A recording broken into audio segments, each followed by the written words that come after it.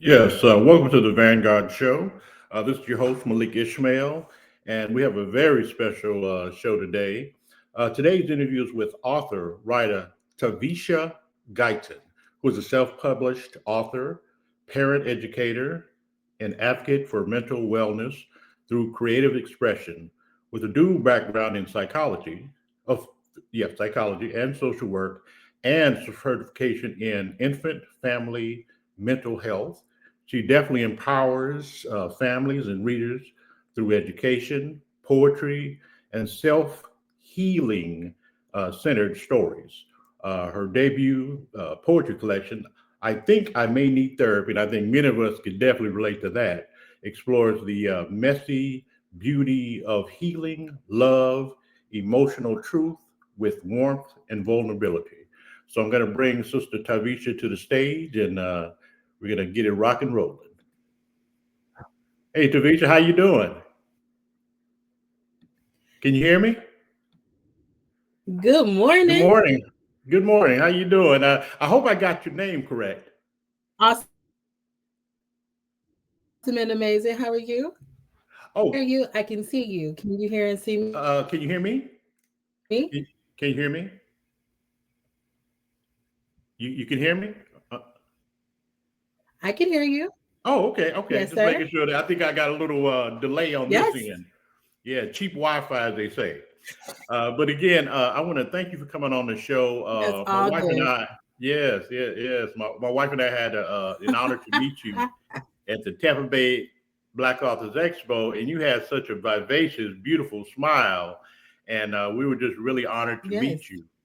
And what I wanted to know is when did you first find out about the Tampa Bay Black Authors Expo, and have you participated in other book events?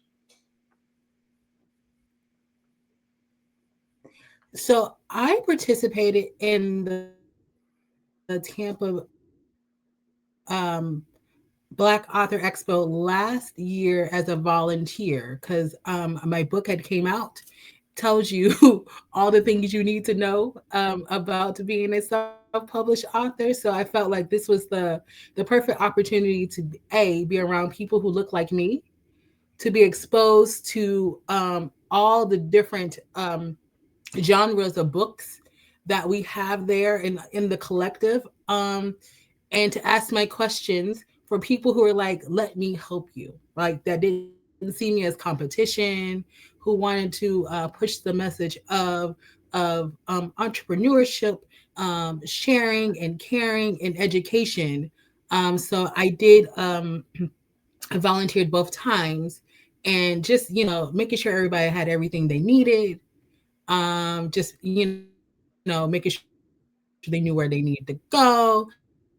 Do you know, introducing people to other people, like, do you know these two people? Because these two people, because Right, right. they could help with this project that you're working on. You just need to ask. So I like the expo.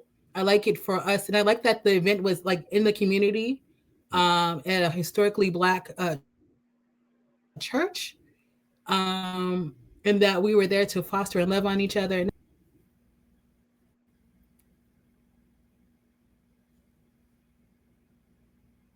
Absolutely, absolutely. Uh, for some reason, I couldn't hear your last part of your response. Can you still hear me pretty well?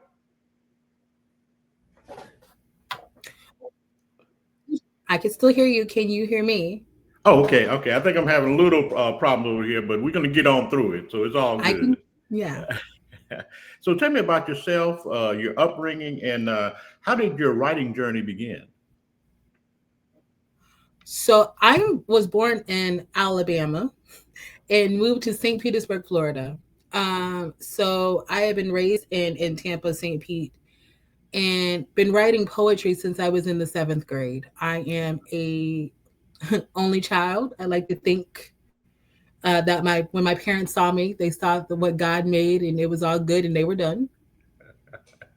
Right on. I love And that. so, but also, I've also I'm an only child, therefore siblings I didn't have, close cousins I didn't have. So it was a lot of me being by myself and also being and raised in the era of children should be seen and not heard. Mm-hmm. So a lot of introspection has happened.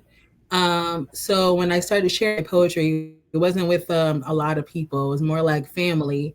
And my grandma was like, "Baby, you should write a book." And I was just like, "Okay, grandma, say less." Okay. All right. So a couple of decades later, I came up with a poetry book, and I think I might need therapy is the only title that I got. As I was writing the book, I already had the poems. It's just putting them in the sections of the book to refine what I wanted to talk about in this book. Okay. All right. And you have a very provocative title. Number one, did it, and you said that pretty much came to you, and that was the only title you're going to use, correct? Yes, Yes. Yes. And talk about yeah, how. it was the only title that came to me. Uh, all right. And Um, okay. Go so ahead. it's the only one that came to me. Mhm. Okay, so it was the only one that came to me when I was writing, as I was writing my sections for my book.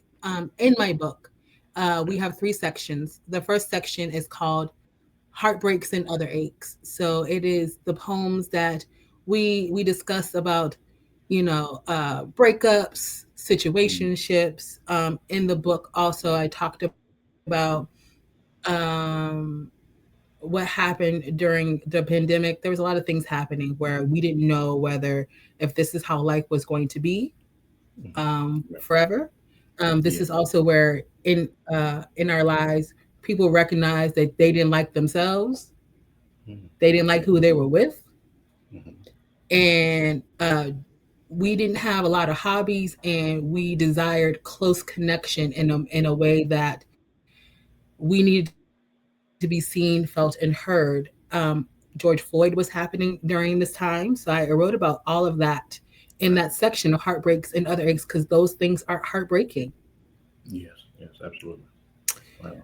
In my second section, I wrote um, I I drink to keep from thinking, so we Mm. can discuss how we use numbing agents Yeah. to avoid our real problems, right? So some of us Yeah. now, drink too much, eat too much, social media too much, Right. to avoid having those conversations that we need to have with ourselves, with our loved ones.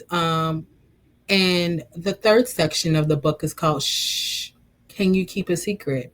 And this Mm. is the section where we talk about what happened to you, right? We talk about, you know, domestic violence.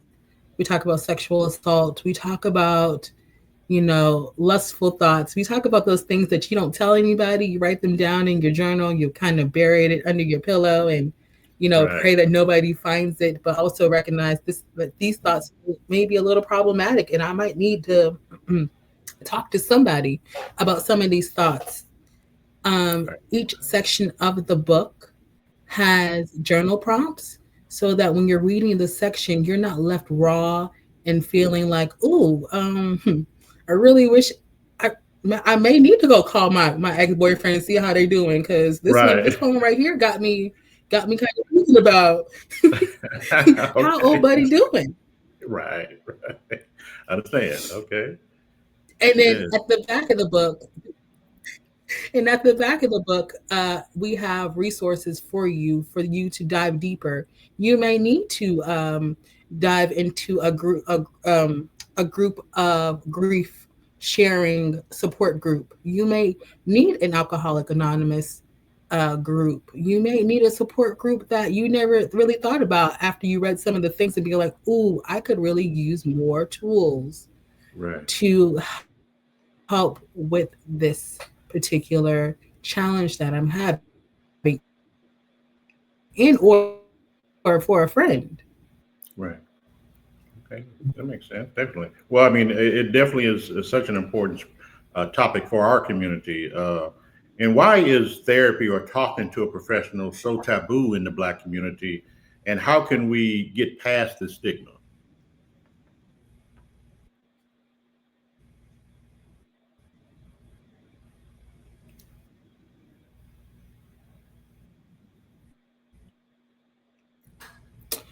Well, so I first want to say that therapy is helpful across the board, whether you feel like you are challenged in some areas of your life, or you want to ensure that you handled something properly, right? Right. Like, I want to know how to talk to um, a coworker who don't like me, and I can't just go to work with those conflicts, Right. because a lot of us have not been taught proper conflict resolution, right?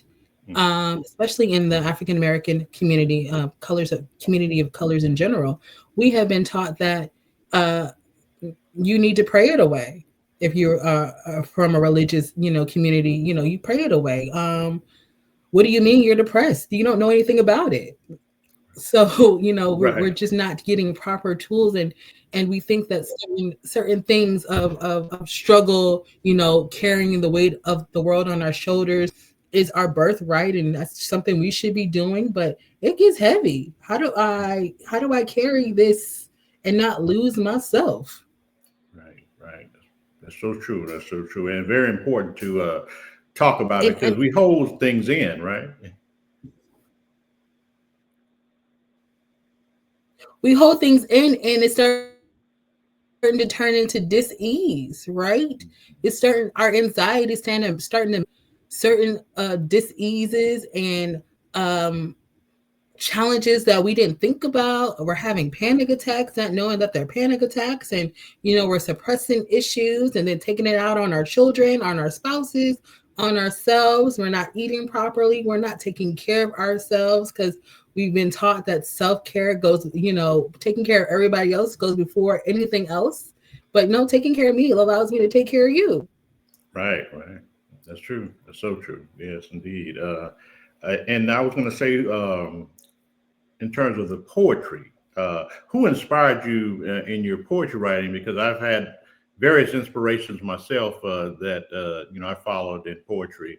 Was it a particular person or icon who inspired you with poetry?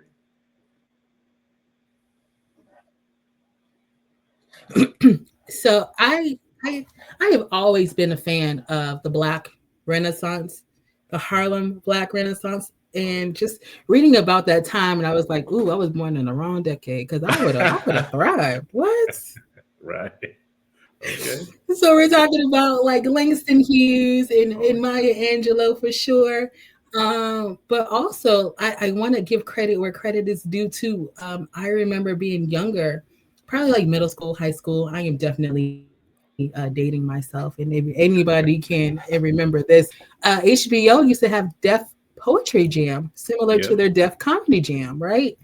And Right. I was just like, yo, I want to be a part of this. Like, I want to be a part of, open mics and spoken word, because that is an art that I don't think people think is an art. Right. Um, that leads to our music genre, like rap and hip hop and all that good stuff. That I was like, yo, like, um, most Def needs to have me on the show. Right. So that's, Right on. and like more recently, R.H. Sen, he is a phenomenal writer. He has written so many books, and I like the way his message is clear, and he talks about relationships. So I've been inspired by, just those people, but also just living life, right? Like, I was having a discussion with another author, and I was talking about how I no longer want to sleep with fear, and how we were talking about uh, imposter syndrome comes with fear, and how we literally make space for it because it creates doubt in our Right. lives. Right. And I wrote that poem up, and I'm like, that was just from a basic conversation that we had.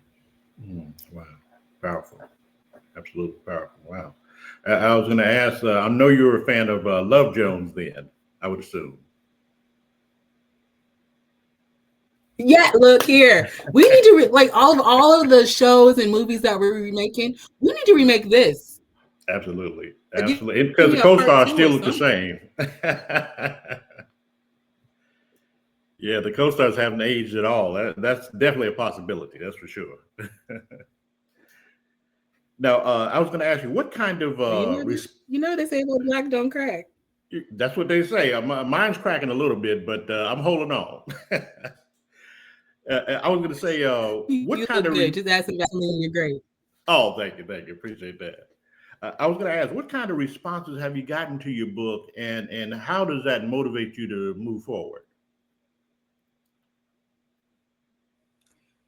So first and foremost, writing for me has been cathartic.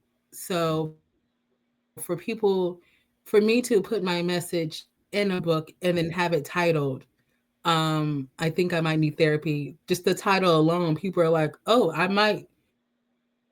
What you trying to say? And I'm like, Right, right, yeah. I'm not talking about you. I'm talking about me. And so Hmm. reading the books and having the sections that they are in allows people to pinpoint what they need and then read further and being like, girl, you are talking to me. And thank you for allowing me to be seen and heard because it resonates with me and I feel supported in the space that you've created. So it's been positive response for the book. Oh, that's fantastic. Again, as a author and writer, you always want people to understand the message you're trying to send. You know, just like when you equal it to music, a lot of people didn't get Prince, but the thing is, when you really delve into the genius of Prince, and you know, maybe get past some things you aren't used to, it's a wonderful message, or I should say, a wonderful talent. And you know, oftentimes the you know, you don't get it until it's time for you to get it. Correct?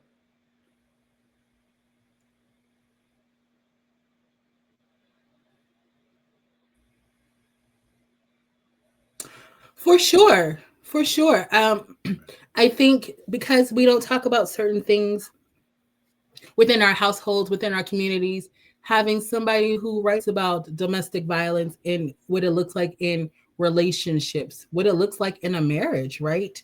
We don't talk about that. We don't talk about sexual assault within families. We don't talk about it, but we know it happens. And how by the time we figure out it has happened, it is too late.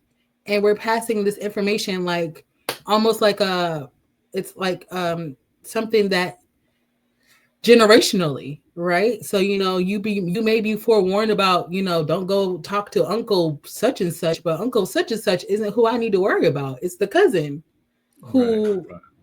who didn't get the same Mhm. message I got, right? So we're not talking about those things. So I've been allowed to discuss it in a manner that um exposes everybody who's like, yes, that happened to me. Thank you for saying it. And now I have the tools to talk to certain family members about what has happened.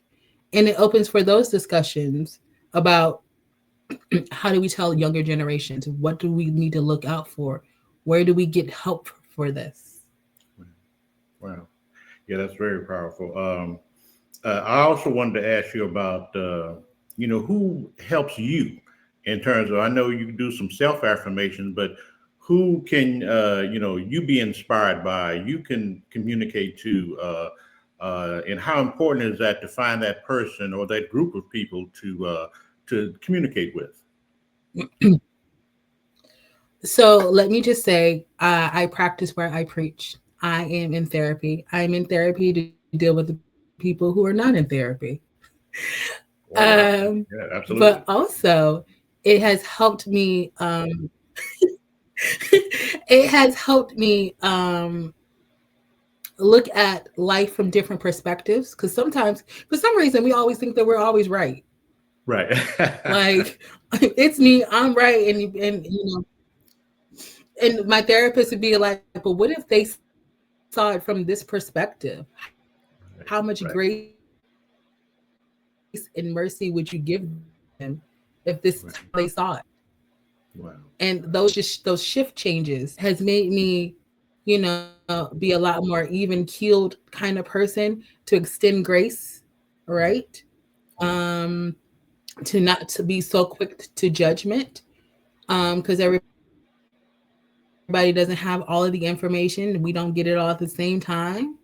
So, how would I react to somebody who didn't know what I knew? You would treat them differently, being like, oh, you didn't know. Right. Okay, well, it has allowed me to look at my parents as the wonderful human beings they are and the fully flawed human beings they are, who've done the best they can, the best they could with the information they got raising me. And I think they did a pretty good job. Okay, I'd say so as well. Absolutely. Um, and it has also made me give more grace to myself, but also understand spiritually, like my prayer life has improved greatly. Looking at things from a metaphysical perspective, like when we think of lack, oh, I don't have this thing, but what if I thought about it in gratitude that when I get the thing, all the things that I have, and making space and room for more, right? Perspective Right. shifts and Right. changes. Okay. Wow. Well, speaking of shifts and changes, how was it transition for you to go from Alabama to Tampa, Florida? I just want to kind of find out how that, pretty much worked with you. So, I mean, I've been raised in St. Pete, Tampa. So like, but I go back to Alabama, and like my grandma, they live in like this small little city where like town hall, the pharmacy, the doctors all on like one street. Oh, And I'd be like, ooh, just right. just give me my rocking chair now, because this like where they live, they have a four-way stop, and I think that's the only life they have in that whole Wow, like little that's a small town. pocket of city that they're in. So I try not to. I'm not.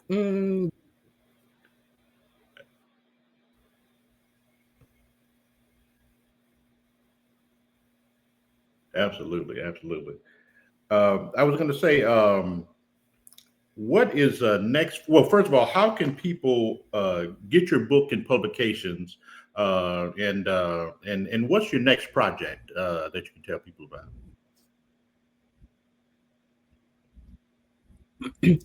I am working on another poetry book called "These Are the L's: Lessons in Love, Life, and Loss." Oh, Because these are three areas that we're all are going to live in. If you are able to love and love well, you live and live well, then you are going to experience some loss. And it doesn't necessarily mean like a loss of life. Sometimes it's an upgrade to a life that you are going to. So you have to say goodbye to your old life. And it's an upgrade to your new form of self. So you have to say goodbye to your old self. So we talk about loss in those kind of ways. We also talk about loss when we're talking about family members, right?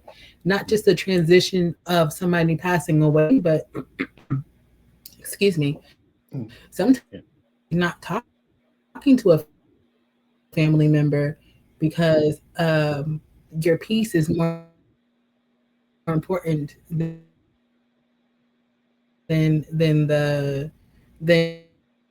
when you recognize that this is the crossroads you come to. right.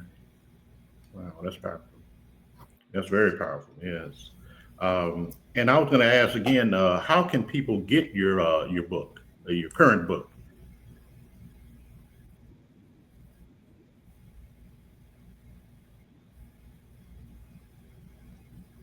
I'm sorry, I didn't get that. Oh, I'm sorry. I asked, how can people get your current book? Where can they find it, and any other publications that you have out there available for purchase?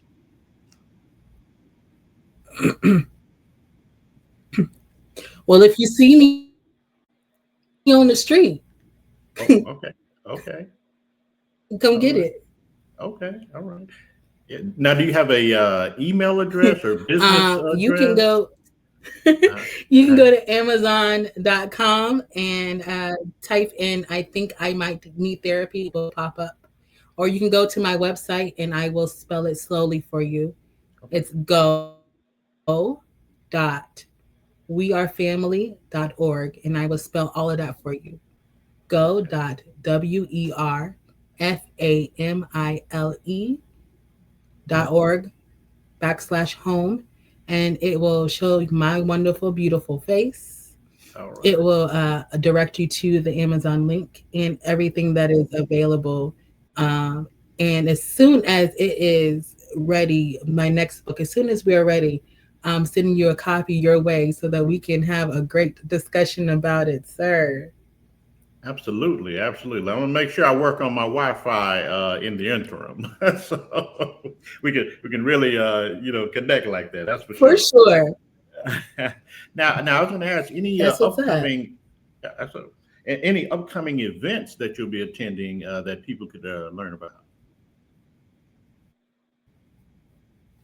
So yesterday I performed at the Global Lit Fest that was Mm, yeah. shown on YouTube yesterday. And November 8th, I will be at I Am Poetry. I will be vending there at their event. It is November 8th from, I believe, from 4 p.m. until 10 p.m. And it is located in Seffner, Florida, I believe. I have the address if you need it, if you want me Sure. to share that with the world, Yeah. or I Yeah. could Share send that. that information to you No, you can share it here. however you want me to do it. You let me know. Okay. Yes, you can share it here. Uh, So the address for the I Am Poetry event is 1301 North Parsons Avenue, Seffner, Florida. So that is in Hillsborough County, and I look forward to seeing you all there. I look forward to seeing you there. Absolutely. So yes, so come see me and let's talk. Absolutely. Looking forward to that. Yes, yes. And once again, how can people, if you have business inquiries, would it you have a contact or email address that you'd like to give them, and also how to follow you on social media, websites, as such, to kind of let people know how to get in contact with Yes, sir. So if you want to any business inquiries, you can email me at taveesha@hotmail.com. You can follow me on social media, IG, V Awesome and Amazing One. Um, and that is on the handle here under the screen, but I will spell that out for you as well. It's VEE Awesome and Amazing in the number one, and my wonderful, beautiful face will pop up. Um, I look, if you see me on the street, say hi. Oh, I've never definitely. met a stranger. So that might be the southern enemy who's going to say, who's going to say, "Hey, baby, how you doing?" Right. If you see me at the event, just say hi. I'm starting to have like more books on me, just because the goal is for to make mental health something that is not taboo, something that we talk about as easily as we talk about diabetes and other things that become household names, and things that we just talk about. So I'm definitely here for to be a mental health advocate, mental health awareness advocate, so that we know what resources we can get, what's available, who needs what. Because when it says it takes a village, it takes a village, and I'm trying to cultivate this village. Oh, beautiful, beautiful. Absolutely. Is there like a, for those who want to get I guess, call a national number. Is there a particular national number in terms of mental health that you can refer people by?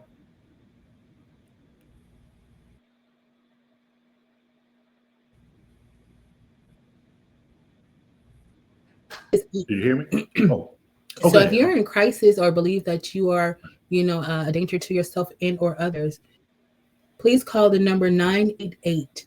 988 is a number that will connect you to a crisis advocate that will help you with resources in your area. It's a national number. Um, so when we call 911 for emergencies, 988 is for crisis center mental health emergencies. It is 24 hours, 7 days a week. We also have a crisis center in Tampa Bay that will help you as much as they possibly can with the resources that they have. And they're also the 988 number is a number that can help you find resources within your area, so that we're not gonna you're not in Utah and we're giving you somebody who's in Nebraska. Like, so they will Oh, help you find what you need in the area that you call. okay. Well, thank you for that advice, and thanks for all you do. I want to talk about, if we haven't already talked about, We R Family. You're the founder of that, a community rooted platform promoting families through education, connection, and care. Do you want to describe that a little more and how people can learn more about it?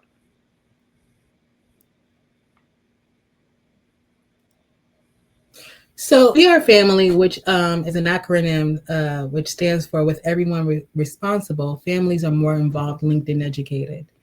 I created it because I was working with special need families, and that's another thing within our community that we don't talk about. That you know uh, we see certain things and we don't get the help that we need for our kid, and then the child goes into like regular school, and you're getting a phone call every day. Um, so wanting to empower parents about when they have a child that might be, special needs related, ADHD, ADD, on the spectrum, what resources can we help? What parenting techniques can we provide that allows for you to be a the advocate for your child and to be receptive to resources. Okay, wow, that is amazing. Pediatricians will do a wait and see approach. But don't give parents anything to help before we're still waiting. What are we waiting and seeing to do? right. Um, so and let me just say, tantrums are developmentally appropriate. They are, because our children are learning to be independent, and they're learning problem solving, and frustration will ensue. However, what techniques can we give parents who are not being frustrated with their child and taking the frustration down on their child? And Right. now we're just teaching two people to be frustrated, Oh, wow, wow, right? powerful, You powerful. know, what if a breathing technique, what if a breathing technique would work? What if your child would say something like, I need help, Mm, right, right? right. And how receptive are we as a parent to give help when asked versus, giving before it's asked. Mhm. I'm a person being like, I don't want to give anybody anything they didn't ask for. And Mm, too many times they think we do that, and then we hold resentment right, because this person didn't say thank you, and it's just like, well, they didn't ask you. right, right. Definitely, absolutely. So we're working on, a parenting guide for that. What steps do I need to help my kid? What did I did? And maybe it is asking for help. Yeah, absolutely. Something as simple as asking for help, Mm, wow, right? much needed. Yeah, Much needed, because you're definitely. gonna need somebody in this world. Yes, no matter who you are. So all of that information is on my website.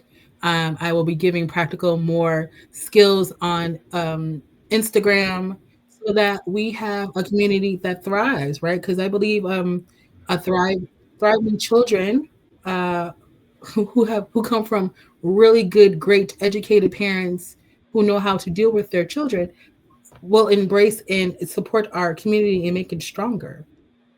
Absolutely. Absolutely. Wow. Well, again, I want to thank you for all you do, and thank you for introducing yourself to me and my wife. You are just phenomenal. We support what you're doing. We love what you're doing, and definitely keep it up. Uh, Again, it was great speaking with you, and I want to definitely do a follow up on your next project.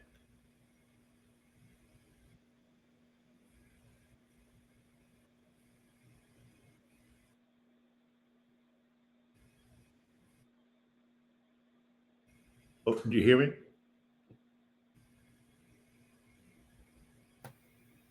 Hello.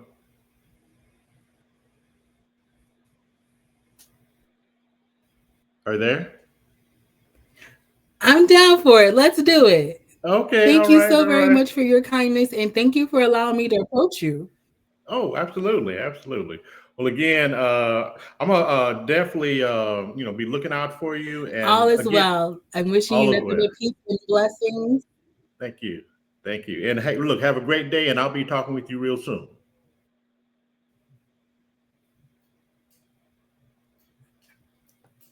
And kiss the wife for me, please, and hug her because she's Oh, the best. oh, thank you. I thank you. Appreciate that. You take care now. You're welcome.